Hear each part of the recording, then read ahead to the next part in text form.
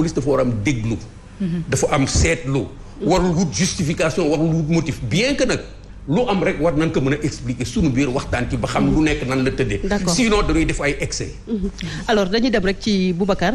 déglu nga mon commissaire li mu fi expliqué yëpp yéen da ngeen di xeex pour àq ak yelleef doomu aadama. bëri na ci tey ay citoyens yoo xamante ne nii seen loxo day des ci bu ñu demee garde à vue. bëri na ci ay yu ngeen di laaj. ci ay wàllu àq ak yelleefu nit ki ndax respecté nañu ko. waxoon nañu fi sax règlement 5 de l'UEMOA alors loolu yëpp tey ban jàngal nga ci def. te sans compter aussi am na cas bi amoon Thiès ak Mapati Mbaye nga xam ne boobu aussi da ngeen ci lancé woon appel ci procureur loolu yëpp tey ban jàngat nga ci def. waaw damay commencer par jaale famille Cheikh Niass. donc moo koy ñaanal rek yàlla suñu borom xaaree ko ci àjjana yi gën a kawe. amiin amiin. alors soxna Dime c'est-à-dire damay commencer par rappeler benn disposition bu nekk suñu constitution. article 7. suñu constitution dafa ni la personne humaine elle est sacrée. Elle est inviolable et l'État a l'obligation de la protéger. donc foofu yaa ngi gis notion wu sacralité bi nga xam ni suñu constitution daf ko jagleel nit kenn amul sañ-sañ tey nga violer ko. gis nga mbir mi dafa am ñetti notion yoo xam ni dañ ko war a xoolaat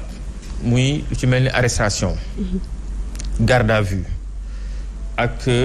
lu ci mel ni waaw ñaari mën naa ko tënk sax ci ñaar arrestation ak garde à vue wala boog détention c'est-à-dire que même arrestation bi le plus souvent parce que cas bi c'est vrai que mooy benn ci cas yi mais le plus souvent da ngay gis arrestation buy am à chaque fois dafay nekk ci tension c'est-à-dire il faut mu am benn altercation entre le justiciable le citoyen ak ki nga xam te moom mooy policier bi man ma jàpp que ni dafa war a am benn dose d'humanité boo xam ni daf ci war a am parce que gis nga le policier tey man su may indexé mun naa sax bañ a indexé le citoyen lambda le justiciable parce que policier bi il est assez outillé c'est-à-dire moom la ñu tàggat moom moo def concours réussir ko ñu yóbbu ko école police ñu tàggat leen wax leen naka la ñuy contenir frustration ñu former leen ci naka la ñuy def bu maintenir ab foule mais à plusieurs reprises da ngay gis tey en Europe des fois manifestation day am nga gis nit ñi les manifestants ak policiers yi mais pratiquement 1 mètre mooy dox ci seen diggante des fois da ngay gis sax ba gis ci yenn manifestants yi di jël ay gobelets di ko sànni policiers yi mais teewul ñoom dañuy am retenue donc il faudrait que aujourd'hui que la police que ce soit la police la gendarmerie nos forces de défense et de sécurité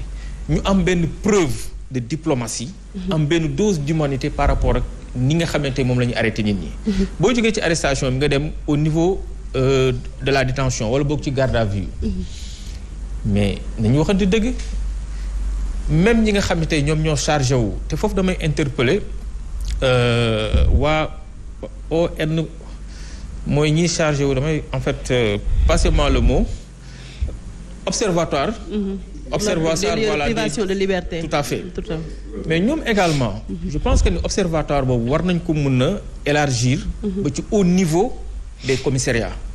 mais des fois da ngay dem ci commissariat yi mais fi ñu leen di téye fi ñu leen di denc comme garde à vue man à plusieurs reprises je l'ai vu je l'ai visité mais foofu c'est inhumain entre nous que nga jël nit di ko fa def ba pare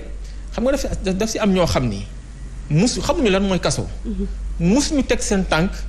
ci biir prison musuñu teg seen tànk ci entre 4 murs mais ñooñu nga xëy un bon jour jël leen dugal leen fa ñooñu bu ñu amul moral wala boog bu seen état de santé fragile rek pour ñu dee fa dafay yomb mais en Europe mais bu ñu lay def garde à vue boo ñëwee xam la lañ leen njëkk a laaj sa bilan de santé c'est-à-dire xool ndax yow amoo jàngoro xool ndax yow est-ce que am na ay comprimés am na benn traitement sanitaire benn traitement médical boo xam moom ngay suivre donc élément yooyu yëpp dañ koy def ci benn fiche pour xam nit ki ñu am di ko dugal ci cellule bi ci violon bi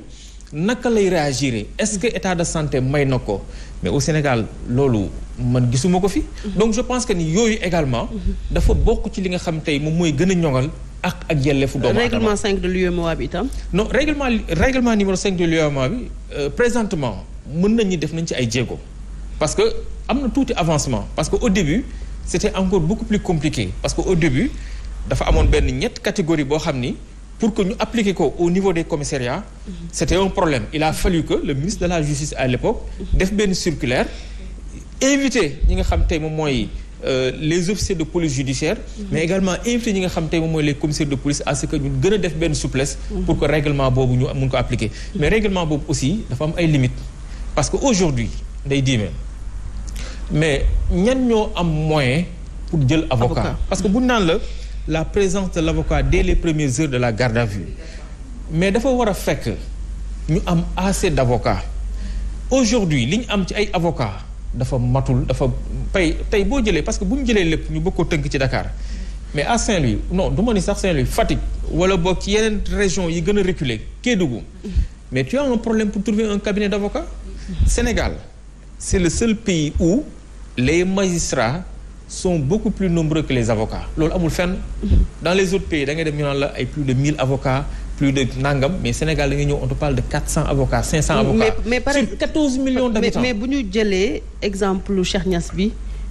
tey kooku mën nañu wax ni amoon na peut-être xaalis bu mu jëlee avocat est-ce que yombal nañ ko ci. mettre nañ ko dans de bonnes conditions yoo xamante ni peut-être mën na jokkoo ak avocat am. moom laa lay expliquer xam nga foofu aussi notion bi dafa am benn débat philosophique bu ci am. ban moment. la nit ki am sañ-sañ. en fait règlement numéro 5 de l'UEMOA ban moment lay appliquer c'est-à-dire est-ce que moment bi ñu lay entendre pour mën a établir PV bi wala boog est-ce que au moment de l'arrestation parce que Cheikh Niass yàlla suñu borom xaaree àjjana. je pense que quand l'officier de police buy ñëw di def. benn contrôle tu n'as pas besoin à ce que présentement que ñu avocat teew foofu. non ci commissariat ba je veux dire. mais nag bu ñëwee ba ci commissariat bi boo fa accès bu ñu la commencer entendre c'est-à-dire que boo jëlee règlement numéro 5 de l'UEMOA je pense que article 55 sur le code de procédure pénale. Oui. C'est-à-dire policier bi l'officier de police judiciaire il a l'obligation de dire à la personne que tu as le droit am nga sañ-sañ pour que nga mun a